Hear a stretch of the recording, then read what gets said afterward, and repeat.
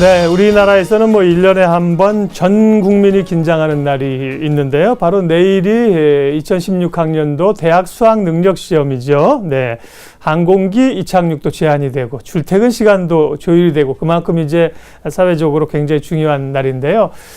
이제 하루 남긴 상황에서 오늘 어떻게 보내야 될지 또 뭘 준비해서 실력을 잘 발휘할지 오늘 총정리하는 시간 갖겠습니다. 기적의 TV 상담받고 대학가자에서 멘토링을 해주고 계신 김영주 한성여고 선생님 모셨습니다. 어서 오십시오. 네, 안녕하세요. 네, 다들 이제 잘 봐라, 시험 잘 봐라, 컨디션 조절 잘해라고 이렇게 얘기하잖아요. 네. 시험 하루 전이니까. 네. 근데 구체적으로는 얘기 잘 안 하고 그냥 컨디션 조절 잘해 이렇게만 얘기를 하잖아요. 네. 구체적으로 어떻게 하면 좋은 컨디션을 유지할 수 있을까요? 네. 아무래도 수능 시험 하루 전이라서 긴장을 안 할 수는 없는데요. 그렇죠. 예. 그래도 적당한 긴장과 우리 불안이라는 것은 신체적 기능을 활성화시킨다는 연구 결과도 있습니다. 네. 따라서 이제 긴장한 상태 속에서 최상의 컨디션을 찾아야 되는데요. 우선 첫 번째로는 적당한 수면을 취하셔야 됩니다. 그래서 평소와 같은 패턴으로 진행하는 것이 가장 좋지만 아무래도 고도의 집중력을 요하는 날이기 때문에 어느 정도는 주무시는 게 좋겠고요. 우리 사람의 두뇌가 기상하고 나서 3시간 후부터 이제 활성화된다고 하니까 그런 걸 생각한다면은 우리 8시 40분에 이제 시험 시작하거든요. 그러니까 그걸 생각하면 오전 6시경에는 기상하셔야 되겠고요. 오늘 이제 주무실 때는 11시경에 주무시면 되겠습니다. 네. 예, 그다음에 두 번째로는 마인드 컨트롤을 하셔야 돼요. 보통 운동선수들이 하는 일종의 그 이미지 트레이닝이라고 하는데요.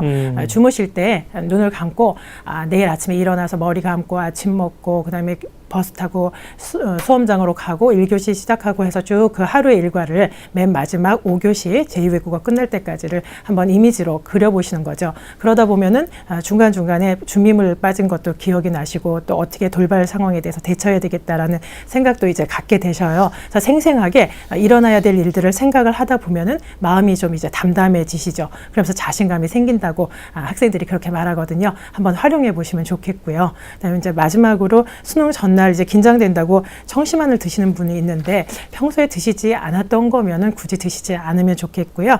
항상 평소에 먹었던 음식, 보양식도 과잉으로 먹지 마시고 그런 식으로 적당한 양을 평소에 드시던 대로 드시면 좋겠습니다. 네.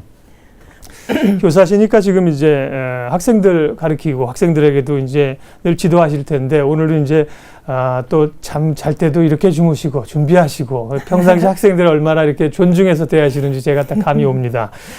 그러게요. 우리는 뭐 기회가 너무 이렇게 여러 차례 좀 시험을 보고 종합이 되면 될 텐데 이날 하루가 중요하니까요. 네. 삐걱하면 재수해야 되니까 그게 참 어려운 상황인데요. 오늘은 이제 예비 소집을 갔다 왔을 거고요. 남은 시간에 뭐 공부를 해야 되느냐 쉬어야 되느냐 네. 오늘 남은 시간은 저녁 시간은 어떻게 보내는 게 좋습니까? 네.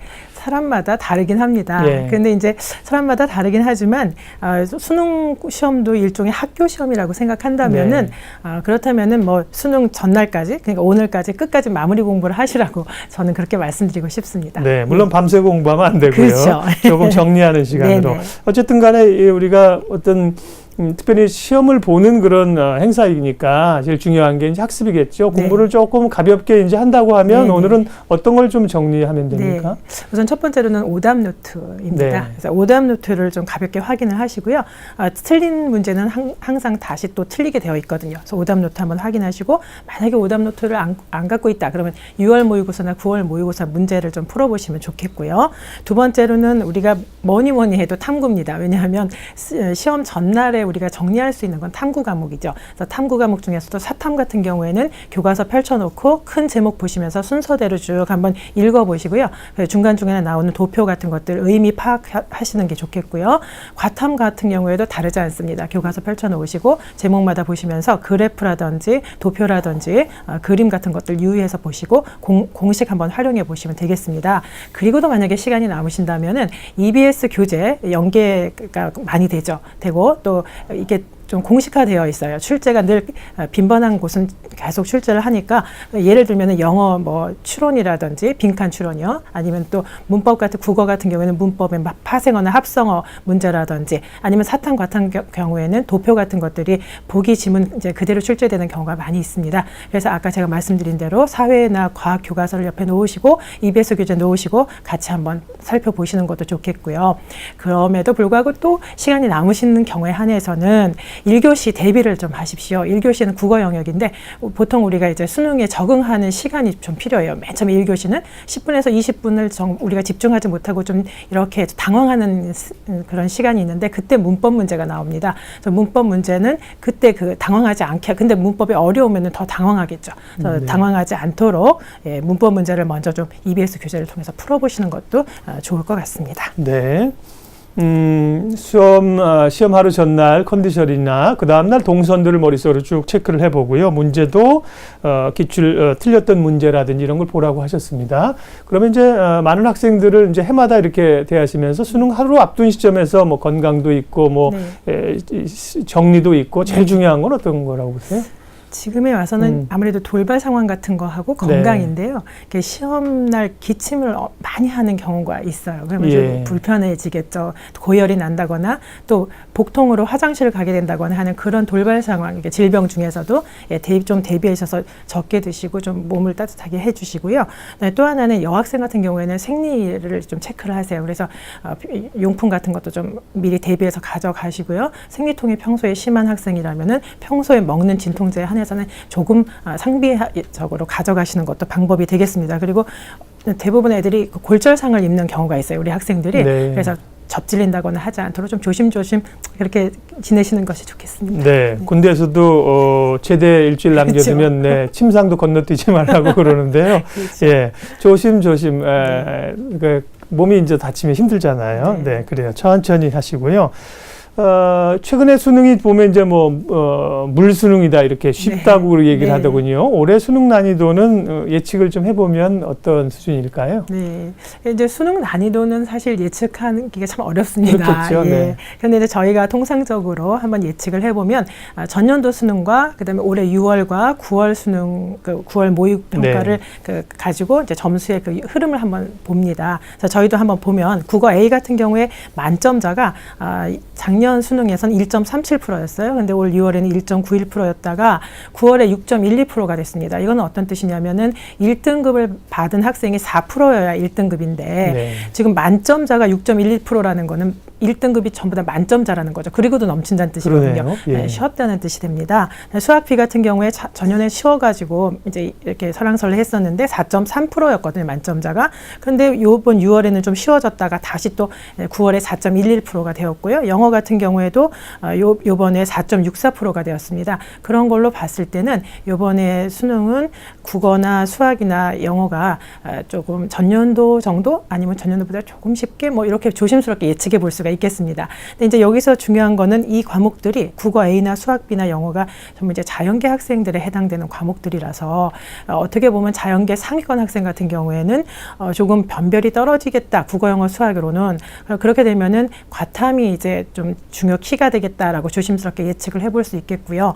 특히 국어, 수학, 영어가 이렇게 조금 쉬운 추세로 정말 9월처럼 실제로는 또 어떻게 될지 모릅니다. 그런데 9월 모평처럼만 이렇게 출제가 된다면은 상위권 학생들의 변별이 떨어지기 때문에 한두 문제나 두세 문제 차이로 등급이 이제 바뀌게 되죠. 그러면 수능 최저를 못 맞추는 경우가 생겨서 학생들이 모두 다 상위권 포함해서 모든 학생들이 실수를 하지 않도록 조심을 하셔야 되고요. 시간 배점, 안배 같은 거에 유념하셔야 될 것 같습니다. 네, 그래서 한 문제 틀리면 1등급이 2등급 되고 2등급이 3등급 되고 그런 얘기군요. hin자가 굉장히 적어서요. 그러니까 실수를 하지 않는 것이 굉장히 중요하고요. 당장 이제 수능 하루 전 오늘 준비해야 될 상황들을 쭉 말씀을 해주셨는데 내일 시험장에 갈 때 꼭 챙겨가야 될 것, 주의사항도 좀 알려주시죠. 네, 아무래도 가장 중요한 것이 이제 신분증하고 수험표가 되겠습니다. 신분증이라고 하는 것은 저희가 이제 한국교육과정평가원에 있는 홈페이지에 있는 것을 한번 살펴보면요. 신분증이라고 하는 건 주민등록증이나 또는 여권, 유효기간 이내의 여권이나 청소년증이 있습니다. 주민등록증을 아직 나이가 안 돼서 못 만든 학생들은 청소년증을 가져가시고요. 주민등록증을 또 나이가 돼서 갖고 있는 학생들은 가져가시면 되는데 때때로 학생들이 학생증은 되느냐라고 물어요. 근데 학생증은 재학생에 한해서 허용되긴 하나 단서가 반드시 필요합니다. 학생증에 주민등록 번호가 있어야 돼요. 근데 이제 우리가 학교에서 일반적으로 만드는 학생증에는 주민등록 번호가 없기 때문에 네. 학생증을 한번 살펴보시고 굳이 학생증을 하지 마시고 주민등록증이나 청소년증 가져가시면 되겠습니다. 그다음에 만약에 지금 이 시간에 주민등록증이 없다. 어떻게 하죠? 그러면은 주민센터에 사진 한 장 가지고 가셔서 여권 사진이요. 3.5 곱하기 4.5의 여권 사진 가지고 네. 주민센터에 가셔서 임시신분증 발급받으시면 되겠습니다. 네. 그다음에 두 번째로 필기구인데요. 필기구는 컴퓨터용 사인펜하고 수정 테이프, 그다음에 연필하고 지우개, 샤프심은 허용되니까 가져가십시오. 근데 여기서 이제 학생들이 좀 헷갈려 하는데 뭐냐면은 시험실에서도 필기구는 배부가 됩니다. 뭐가 배부가 되냐면 컴퓨터용 사인펜하고 샤프하고 수정 테이프가 배부가 되죠. 그렇기 때문에 휴대 금지 필기구가 있습니다. 뭐냐면 샤프는 배부가 되니까 샤프는 가져가시면 안 돼요. 네. 그리고 또 하나는 채점 방식이 바뀌었기 때문에 이미지 스캐너를 사용합니다. 따라서 우리가 흔히 얘기하는 그 적색 플러스 펜이요. 그 예비 마킹용 펜이 있는데 그 펜은 가져가시면 안 됩니다. 만약에 그 펜으로 마킹을 하셨는데 또 다른 1번을 마킹하시고 정답을 3번에 컴퓨터용 사인펜으로 하셨으면은 그거 두 개가 중복 정답 처리가 되거든요. 그래서 불이익을 당하시니까 적색 사인펜은 가져가지 마시기 바랍니다. 그 다음에 이제 나머지는 시계입니다. 시계에 이제 많이 질문들을 하시는데 아날로그 시계나 디지털 시계는 다 가능하지만 세 가지 요소가 있어요. 연, 월, 일 하고 시간이 나와 있고 그다음에 시험 시간마다 잔여 시간이 있어요. 30분 남았습니다. 뭐 이런 잔여 시간이요. 네. 그런 거는 그런 거가 이제 제공되는 시계만 가져가셔야 가능하고, 됩니다. 네. 나머지 뭐 스탑워치라든지 아니면 스마트워치 같은 건 가져가시면 안 되고요. 이렇게 해서 쭉 살펴봤을 경우에는 반입 금지 물품하고 휴대 가능 물품이 이제 물품으로 나뉘어질 수가 있습니다. 그래서 보시면은 이제 휴대 가능 물품 중에는 뭐 지금 말씀드린 그런 물품들이 있고요. 반입 금지 물품 중에서 하나 유념하셔야 될 게 휴대용 전화기하고 MP3 플레이어인데요. 휴대용 전화기 같은 경우에 또 MP3 플레이어 같은 경우에 반입 안 되는데 그걸 가지고 가셨을 경우에는 1교시 전까지 제출을 하셔야 됩니다. 걷는 시간이 있어요. 근데 그거 제출 안 하시고 그냥 그거를 휴대폰을 이제 가방에 넣고는 네. 가방을 앞으로 내시거든요. 근데 어떤 전년도에 그런 일이 있었냐면은 네. 가방을 앞으로 냈는데 휴대폰에서 진동이 올린 거예요. 그러면은 금속 탐지기를 가지고 찾습니다. 네. 근데 그 금속 탐지기를 찾았을 때 진동된 휴대폰만 찾으면 좋은데 완전히 꺼가지고 괜찮겠지라고 휴대폰 있는지 모르겠지라고 했는데 금속 탐지기에 그것이 적발이 된 거예요. 예. 그러면 두 학생이 다 부정행위자로 네. 되거든요. 그러면 이제 곤란한 일이 발생하니까 아예 그냥 가져가지 마시고 가져가신다면 1교시 전에 시험 감독관이 제출하라고 할 때 반드시 제출해 주시기 바랍니다. 네, 그러니까 사실은 그런 것들은 일부러 같은 경우는 모르고 사실 모르고 가방 하는 같은데 거죠. 가져가는 예, 예. 경우도 있잖아요. 예, 예, 그러니까 말씀하신 것처럼 네, 네.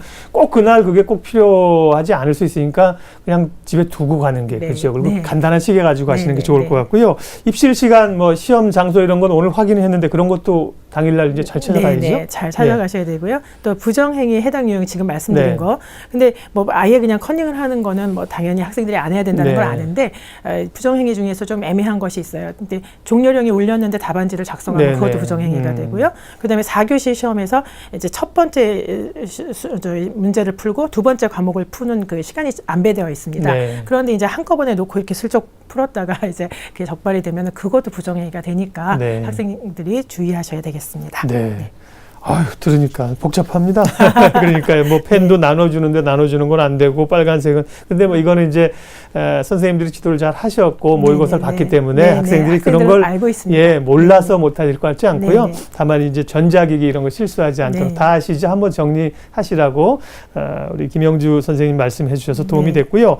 혹시나 이제 수험표 분실하는 경우는 시험장에 가면 재발급 받을 수 있습니까? 네, 있습니다. 네. 그러니까 수험장으로 가시는 게 나아요. 분실했다고 도로 집으로 가지 마시고요. 네. 두고 왔다고 가시는데 이제 가장 손쉬운 방법은 사실 사진이 있으면 좋습니다. 지금 수험표가 없어요. 그러면 사진 가져가실 수 있으니까 사진 가져가시면 되는데요. 응시원서에 있는 사진. 만약에 내일 가시다가 발견했어요. 도로 가지 마시고 수험장 고사본부로 가셔가지고 이제 사진도 없다라고 말씀하시면 고사본부에서 사진을 촬영해 주십니다. 그리고 나서 이제 적당한 조치를 취하니까 고사본부로 가서 관리본부로 가서 조치를 취하시는 게 좋겠습니다. 네.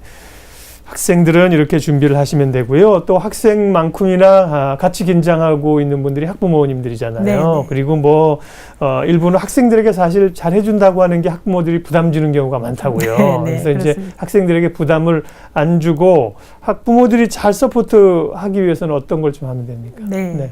그냥 뭐 따뜻하게 안아주시면 되겠습니다만은 네. 저희가 이제 학부모 입장에서 보면은 잘 먹이고 싶은 생각이 있거든요. 근데 이제 아침 식사하고 도시락 마련해 주시는데 저는 그렇습니다. 제 생각에는 그냥 먹던 거 그대로 주시는 게 가장 편해요. 그리고 과하게 먹지 말고 도시락도 간단하게 그래서 조금 소량 드시는 게 좋겠고요. 그다음에 이제 부모님이 또 챙겨주실 거라면은 애들은 애들이에요, 사실은. 그래서 출발 시간 어련히 알아서 하겠지만 출발 시간, 뭐 일어나는 시간, 교통편 함께 좀 챙겨주시고. 그다음에 이제 출발하고 나면 한번 책상 한번 봐주세요. 수험표를 고이고이 잘 놓고 나서 놓고 가는 경우가 많아요. 네. 그래서 그런 것들 챙겨주시고요. 무엇보다도 뭐 믿는 마음 가져주시고 묻지 않으시는 게 좋습니다. 네, 좋습니다. 내일 이제 수험장에서 해야 될 것들, 오늘 준비해야 될 것들 쭉 얘기를 했습니다. 뭐 챙길 건 또 많지만 이제 수능 이후의 과정들도 조금 얘기를 오늘 하고 싶어서요. 그쪽으로 좀 넘어가 볼게요. 일단 수능이 이제 내일 수능이 끝나고 나면 끝난 게 끝이 아니잖아요. 네네. 이후에 또 이제 이 입시 전형 과정들이 남아 있어서 수능 이후의 입시 전략은 어떻게 좀 보면서 대응을 해야 됩니까? 네. 우선 이제 입시 전략을 잘 세우려면 네. 가채점을 좀 잘 하셔야 됩니다. 정확하게 가채점을 하시고 나서요. 그다음에 이제 한번 가채점 결과를 가지고 이제 대학별 고사 지금 수시 원서를 낼 때 논술이라든지 면접이라든지 이제 적성 시험을 지금 이제 치르려고 스탠바이 하고 있는 경우가 있어요. 그러면 가채점 결과가 너무나 많이 잘 나왔다. 자기가 지원한 것보다. 근데 이런 경우는 많지는 않습니다. 그럼 그럴 경우에는 조금 생각하셨다가 시험 보러 가시지 않고 정시에 전념하시는 것도 방법이에요. 네, 수능은 이제 아주 가채점 결과가 좋으면. 근데 이제 뭐 그럴 경우는 많지는 않습니다. 그래도 간혹 있죠. 그다음에 그러지 않고 모의고사 수준으로 나왔거나 막 그렇다라고 하면은 이제 준비를 하셔야죠. 대학별고사 준비를 하셔야 되겠고요. 대학별고사는 14일에서 15일 또는 21일에서 22일 집중적으로 있습니다. 논술시험 같은 경우에도요. 면접도 그렇고 해서 12월 초까지 계속되니까 잘 준비를 하시는 게 좋겠고요. 그다음에 이제 똑같이 시험을 치르더라도 같은 대학 같은 학과라도 뭐 오전 오후가 나뉘어지기도 하고 하니까 홈페이지에 가셔서 반드시 장소라든지 이런 거 확인하시기 바라고요. 그다음에 논술 같은 경우에 또 오히려 시험을 못 봐가지고 나는 수능 최저를 못 맞춰서 아예 안 가시는 경우가 있어요. 그런데 실제로 가채점은 어느 정도는 2, 3점 정도는 차이가 나거든요. 그래서 2, 3점뿐이 아니라 한 4, 5점 정도 여유 있게 보시고는 내가 못 나왔다 하더라도 포기하지 마시고 한번 수능 시험 보러 가시는 거죠. 수시 대학별고사 보러 가시는 것이 좋겠다가 제가 이제 권유드리고 싶고요. 그다음에 2학기 기말고사에 좀 신경을 쓰십시오. 이런 대학별 시험하고도 연계되어 있기도 하고 긴장도 풀려서 2학기 기말고사를 잘 못 보시는데 사실 이게 정시로 가게 되면요. 사실 수시는 재학생의 경우에는 3학년 1학기까지가 마지막이지만 성적을 반영하지 않지만 3학년 1학기까지밖에 정시 같은 경우에는 3학년 2학기 성적을 반영하게 되거든요. 그런데 지금처럼 수능이 굉장히 쉽게 되면 동점자가 많아져요. 그러면은 학생부가 10% 정도밖에 반영 안 하고 수능이 90%인데 수능이 100%면 뭐 상관없지만요. 그렇게 되면은 그 10%의 학생부가 미미했었는데 또 결정적으로 영향을 미칠 수 있기 때문에 그거 조심하셔야 되고 만에 하나 이런 일은 없어야 되지만 재수를 할 경우에는 유념하셔야 될 게 재수생은 대부분의 대학들이 아직은 3학년 2학기까지 반영한다는 것입니다. 그래서 그냥 나 재수 안 할 거야 하고 막 이렇게 좀 등한히 했던 그 기말고사 성적이 결국은 잡죠. 그러니까 그거를 조심하셔야 될 것 같고요. 그다음 마지막으로 이제 정시 지원 전략 하실 때는 수능 지정 영역 뭐 30%, 20% 국어, 수학, 영어 반영하는 비율을 좀 잘 따져가지고 전략을 세우셔야 될 것 같고요. 모집 인원이 지금 정시 요강을 이제 홈페이지에 들어가서 보시면 이제서 10월 말쯤에 정시 요강을 발표했는데 그것만 보시지 말고 23일 날 이제 22일까지 이제 수시 충원이 되고 나면 23일 날 대학에서 다시 정시에 모집하는 인원을 변동해서 발표를 합니다. 그건 왜냐하면 그렇습니까? 수시 인원이 등록을 안 한 그 학과가 있어요. 그러면 한두 명 정도 정시로 2월 되거든요. 10명 모집했 한다고 했는데 12명이 되는 경우도 있고 그러면 그게 굉장히 좀 영향력을 발휘하니까 마지막 점검까지 잘 하시기 바랍니다. 네, 어쨌든 뭐 대충 에이 이 정도면 되겠지 하면 안 된다는 겁니다. 꼼꼼하게. 그게 사실 인생을 배워가는 거죠. 학생들이 시험을 네. 보는 게요. 네. 아주 필요한 얘기를 많이 해주셨는데 저희가 시간이 제한이 돼 있고요. 또 이제 좀 기대할 수 있는 거는 오늘은 이제 내일 입시를 위해서 준비해 이런 거를 설명해 드렸고요. TBS TV에서 이제 기적의 TV 상담받고 대학 가자 프로그램들이 쭉 진행이 되고 있어요. 네. 월요일부터 금요일 밤 10시부터 11시까지 우리 김영주 선생님도 나오셔서 멘토링을 해주고 계시는데 프로그램은 많이 지금 참고를 하고 계시고요. 특별히 11월과 12월에 입시 설명회 하시죠? 프로그램에서. 그 입시 설명이 어떻게 진행되는지 마지막으로 좀 알려주세요. 네네. 11월, 12월에 진행되는 입시 설명회는요. 11월 22일 토요일 날 오후 2시에서 5시 사이에 동대문구청 2층에서 실시합니다. 다목적 강당에서 실시하는데요. 1부에서는 정시 대학별 지원 전략을 강의를 해주시고요. 2부에서는 수능 가채점 성적 분석 및 결과 활용을 강의를 해주십니다. 사전 신청은 받지 않고요. 그냥 당일날 오셔가지고 현장에서 선착순으로 입장하시면 되겠습니다. 문의하실 거는 동대문구청 교육진흥과로 문의하시면 되겠고요. 전화번호는 02-2127-4515입니다. 네, 11월 21일, 11월에 있는 설명회고 아마 12월에도 예정이 돼 있을 겁니다. 나중에 다시 저희가 또 여러 경로를 통해서 알려드리죠.